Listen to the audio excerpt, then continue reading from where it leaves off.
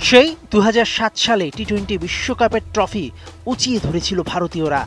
তারপর আর cricket crazy নেশনকে উপহার দিতে পারেনি ওই সোনালি ট্রফিটা। তীরে এসে তরি ডুবে বারবার। অনেকেই টিপ্পনি কাটে, যত গর্জে তত বর্ষে না। গেল বছর ৫০ ওভার ক্রিকেটে দাপটের সঙ্গে ফাইনালে উঠে অস্ট্রেলিয়ার কাছে অমন ধরাশায়ী। এবার তো মার্কিন মূল্যকে সদ্য আইপিএল শেষ করার দলটা গেছে শিরোপা পুনরুদ্ধারের মিশন নিয়ে। গিয়েই মাথা গরম রোহিতদের।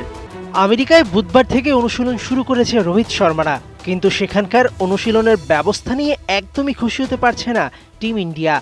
খুব সাধারণ মানের সরঞ্জাম নিয়ে অনুশীলন করতে হচ্ছে বলে অভিযোগ রাহুল দ্রাবিড়দের। ভারতের বেশিরভাগ ম্যাচ হবে আমেরিকায়, তাই সেখানেই অনুশীলন করছেন রোহিতরা। জানা গেছে ভারতীয় দল আমেরিকার পিচ নিয়ে খুশি নয়। অভিযোগ, পিচ থেকে বিভিন্ন সুযোগ সুবিধা সবকিছুই অস্থায়ী। সেই কারণেই মেজাজ গরম মেন ইন ব্লুদের।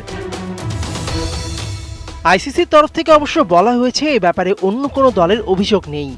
কান্টিয়াগু পার্কের ব্যবস্থা স্ট্যান্ডার্ড। আবহাওয়ার পূর্বাভাস বলছে বৃষ্টিতে বাংলাদেশ ভারত প্রস্তুতি ম্যাচ মাঠে গড়ানো নিয়ে রয়েছে শঙ্কা।